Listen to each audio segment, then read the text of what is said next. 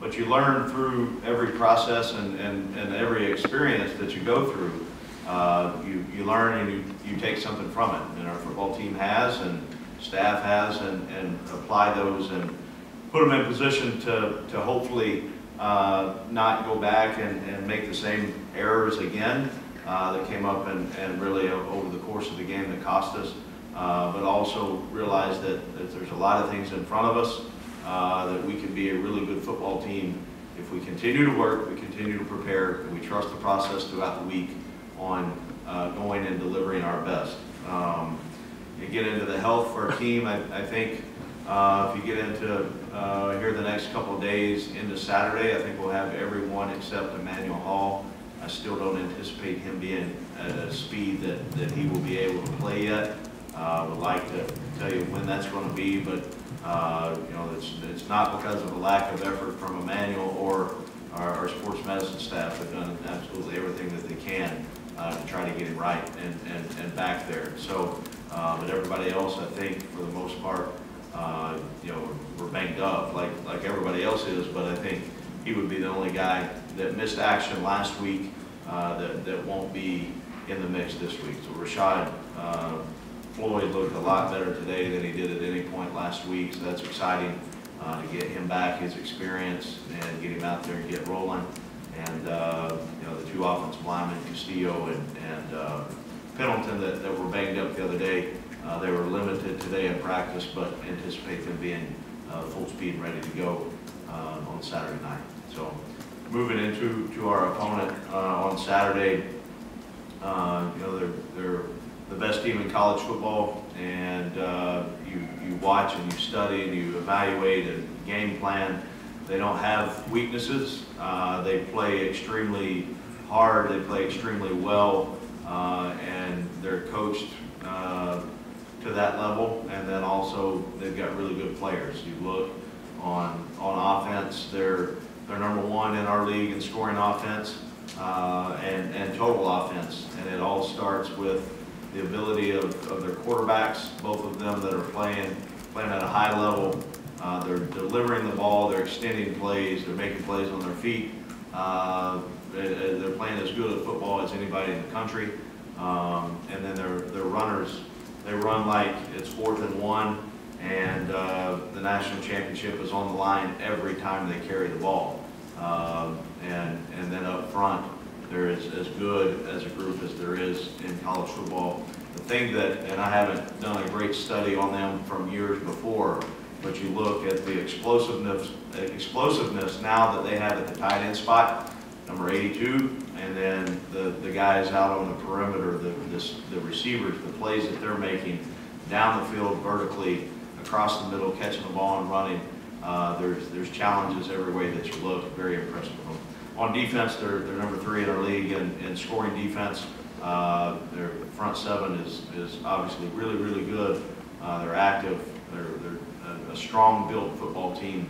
And on the back end, they challenge every route. Every route concept is matched up. And so there will be tremendous challenges for us. Our guys had a great day of preparation today. You know, the thing that I always look at, it doesn't matter if it's game 1 or game 6 for us now going into it, we're going to prepare the same way. And I want the practice plan, the script, the way that we go to work and approach it, the amount of investment that you put in through the week to get yourself in position to go play your best ball, that doesn't change. You know, challenge our guys. It doesn't matter if we're playing in the parking lot or if we're playing at Alabama or at Faroe Field or wherever it is. You got to go get in position to go put yourself through preparation, get yourself through the process to go play your best. And that's a challenge that we've got this week. To get into that moment, keep blinders on, go play one snap at a time, and go cut loose. Barry, with all the replays and things I'm going to review on Saturday, was there anything you sent to the SEC for them to take a look at? And if so, what did they say? We every week you have the opportunity to send in questions or things that you want to explain, maybe a little bit further detail, and they've done a great job every week that I've been in the chair that I'm in, always giving you feedback on your questions, and this week was no different. I mean, there's there's always plays that you turn in for review, and some of them you want more clear definition or reasons that it was called. So it's not like I'm questioning every call that we send. There's some things I just want further detail on it, and there are a handful that we sent in this week, and we get the feedback from them, and you know, we'll continue to coach and teach and put our guys in position to go make plays. Barry, how do you strike a balance for you guys respect what Alabama is without turning them into something that has them, you know, in awe when they take the field? Yeah, that's you know, and I've been in this situation a couple times over you know, as a player and then in the coaching world. Great competitors. You know, you want to go play this game. You want to go prepare and then go cut it loose and see how to stack up. But the challenge of if there's any circumstance that you're in awe or you're have self-doubt, then you haven't prepared the right way. So it's easier to stand here that, you know, it's easier to sit here and say that than go apply it. But you know, we've got to make sure that our details and our habits are exactly the same. And then you get in that moment, like I mentioned a couple minutes ago, as a player, I remember getting in those positions at times, and obviously it was a big game, but you also, the competitive nature of yourself, your inner drive, and your thought process and your positive self-talk, all that stuff takes over. And if you can put blinders on and worry about playing your best and delivering your best one play at a time, then that's what we've got to get to. And it's the mental toughness and the training that's decided long before the ball's kicked off, you know, Saturday night. All the things that lead up to it give you a chance then to go enjoy the competition in the arena that you're in. Don't let the moment of you know, the crowd or the opponent, you can't let that take over. If you do allow that, then there's no way you'll play your best. Barry, you got to work in some guys all over the depth chart against South Carolina on Saturday. One position that did not happen, that was a linebacker. What's gotten all those three guys to the point where they can play almost every snap, almost every game, and where do you feel like you're at with depth right now? Well, I think, you know, with Brandon Lee at the Sandbacker, Cale Garrett at the Mike, and then Therese Hall at the Will, all three of them are playing at a pretty good level right now. You know, we can still get better. I'm not saying that, but we didn't feel the other day in a position where the backup at any of those spots were ready to go in that situation in the game. You know, there's some things that we're doing sub-package wise that we're lining those guys up in different spots, so they didn't play absolutely every snap of the game. But also, you know, those guys are playing at a pretty good level, and right now the guys that are behind them, they're getting better. But I want those guys in the game as long as they can be. And if they need a spell, then let's get them out and get the next guy in. But right now they've earned the snaps they're getting. Barry, in the secondary, guys in coverage, how close are they to being not just in the right place at the right time, but making a play on the ball to really change? We're getting closer, but man, I'm ready for it to happen because we haven't, you know, and you know, I wouldn't say we haven't. That's a little extreme, but we haven't consistent enough. You know, we need to do it more because they do have an understanding on the positions that we need to be in. Now we've got to take it to the next step of allowing yourself to go make it.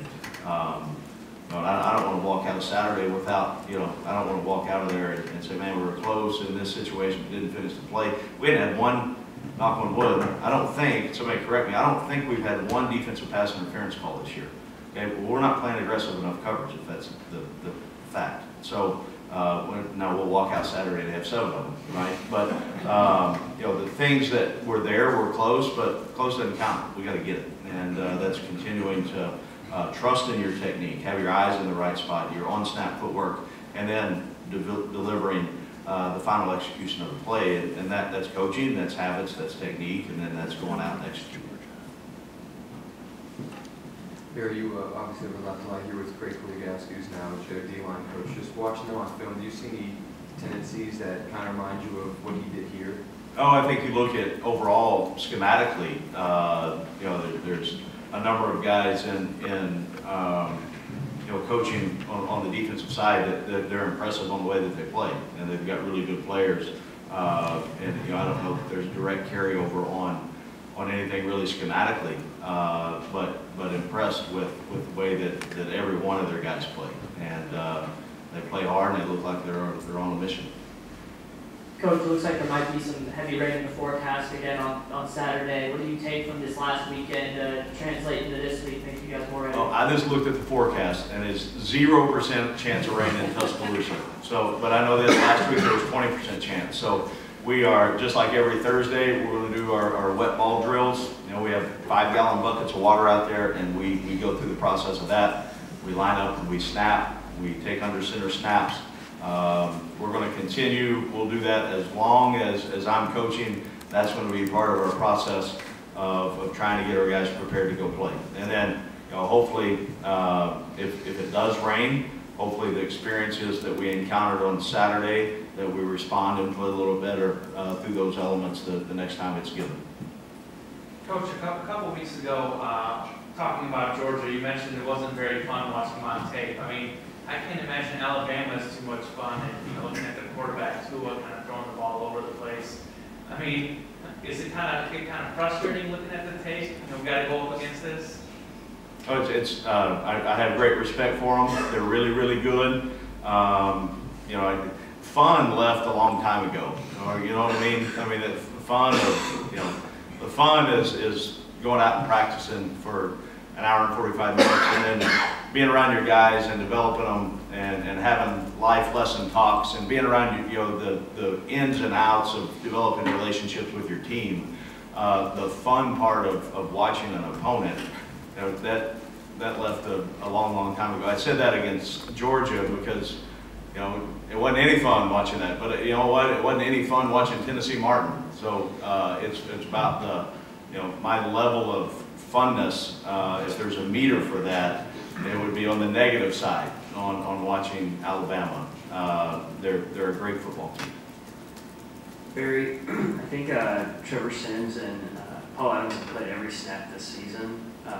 And similar to the linebackers, you mentioned that those guys have played a lot. What have those guys done to put themselves in a position to play every snap? Well, they haven't played every snap. They didn't play every snap against Tennessee Martin. They didn't play every snap against Wyoming. But they played, you know, a whole bunch of snaps. They're durable.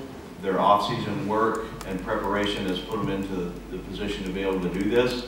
And then the ability to go out and execute and do it on Saturdays, I think they give us our best shot to go win. And I think they're both pretty high-level players in our conference. And you know, I don't think we're quite the offense that you know, if they're not on the field, they kind of make us go. And any time that we rush the ball for around 300 yards, you know, that takes a lot of things to happen. And those two guys continually, you go through the tape, those guys continually step up on springing the blocker or making the run happen. And they've got to keep on pushing because, you know, we can get a lot better in that area. Talked last year coming out of the South Carolina game about handling adversity and not only in that game but following that game. Do you think your team's gotten better at that, and what gives you confidence going forward that they'll respond to this one maybe better than they did last year? Yeah, there is no doubt in my mind that we're better than we were at any point last year. That's on the field ways that we're playing. That's off the field. That's program. That's organization. It's handling adversity. That's all encompassing. We're night and day better than we've been. You look at when momentum switched the other day and left our sideline and went to the other side of the field, our guys continued to battle, and we got it back. Is it perfect and where we need to be yet? Heck no, but we're getting there. And the things that they have showed, the resiliency and the toughness to be able to battle back in some of those things, I've admired up to this point.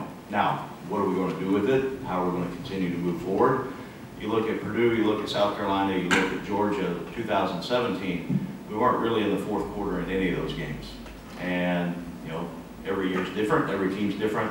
But this year we, you know, won a tough contest at Purdue. We had the ball down by 11 in the fourth quarter with, you know, chances against Georgia. And then South Carolina, you know, had plenty of opportunities, and it was a heck of a fight and a great ball game. You wish it would have ended up differently, but team has grown and matured. I do know that I've got a group of guys that are going to be, they're going to prepare the right way. They're going to go play their tails off, and they look forward to the opportunity every week to go compete again. Now, this week, the opponent on how we stack up and go up, and again, I want us to go prepare and then go cut loose.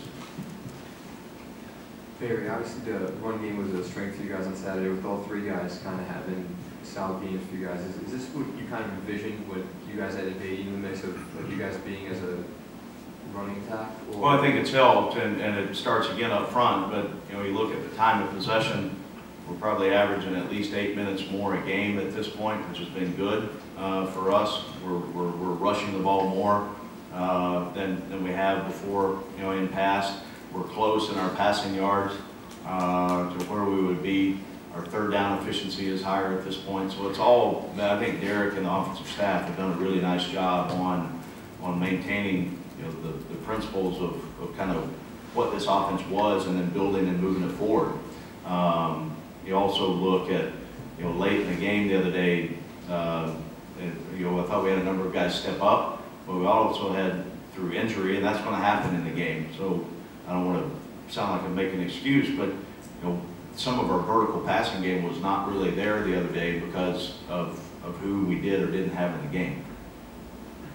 Barry, you mentioned the linebackers earlier in the group. You did a pretty good job of generating pressure, generating pass rush, especially Calgary against South Carolina. How much, going forward, can help the defense to have those guys be able to get in the backfield? Yeah, we got to, because right now we're not winning it consistently with 4 guys coming. We're not winning the one-on-one battle there with any edge pressure. I think one-on-one matchups, Jordan Elliott, Palmore, and Terry inside, we've got a chance there to get pushed. And just because we don't, I want our sack numbers to increase, no question about it. But the other day, I thought that they had enough pressure for most of the game that allowed us to play better defense. And I think some of that was the linebackers coming. I think that was a couple guys winning one-on-one. It's not always going to be a sack, but if they can feel pressure, then that's a good call, and we're moving in the right direction. But we've got to keep building, because we're not getting consistent enough. We're not getting enough pressure to help play the way you need to defensively. Tua's passing numbers are out of this world. Is there anything when you watch film that just is really unique about why he's so accurate? He's got great vision, and number one, he's got time to throw, and then when he doesn't, he's athletic enough to build in time, and then he's got a group of receivers and tight ends that there's a couple of throws he's made. I should go left-handed, right? A couple of throws he's made working outside the pocket, and you look at when the ball's released, where it's released, you think, well, there's no way, and then it is. It's perfect, and he's playing out of his mind. Really impressed with the way he is delivering the ball, has time to do it, and then the guys that he's throwing to, they're impressive. Drew said something about maybe putting a little too much on him, himself. How do you toe the line with him of, to be good, you need him to be great, but not taking too much of the blame? Yeah, I think he is. He's really hard on himself, and most guys in that spot are that are really good. And Drew's no different than he's got feelings too. That it's hard, and it stung him because we weren't able to win a close game in the locker room afterwards. And I don't want to lose games, but that's the way it's supposed to look, because and there are a couple times more than that in past when you walk in after a game or a Sunday, and they got over it a lot quicker than you want them to, and that is not the case with this group. And is that a victory? No, but I know that their hearts, their minds, and their souls are in the right spot. And Drew is no different than he wants to go. He wants everything on him, and he wants to go win every one of them, and he wants to make the throw to go do it. That's not always going to happen, and so that's a learning process. You always look kind of what I talked about, comparing to last year. Drew was never in a fourth quarter game against Purdue or against Georgia or against South Carolina. And this is a learning experience for him and for all of our guys. You know, there were times last year that, you know, he could go cut loose, you know, zing it down the field for 70 yards and we were down by 4 touchdowns, didn't really matter. But the investment that he's put in, and then now we're in battles and real football games, and not coming up with a win in a situation that we thought we could, that hurts him. And but also you look at that and what do great competitors do? They use that as fuel to motivate them. When you get in that situation again, then you make the play and you lead your team to victory. All right, Coach, we'll let you go. Thanks, guys. Thank you.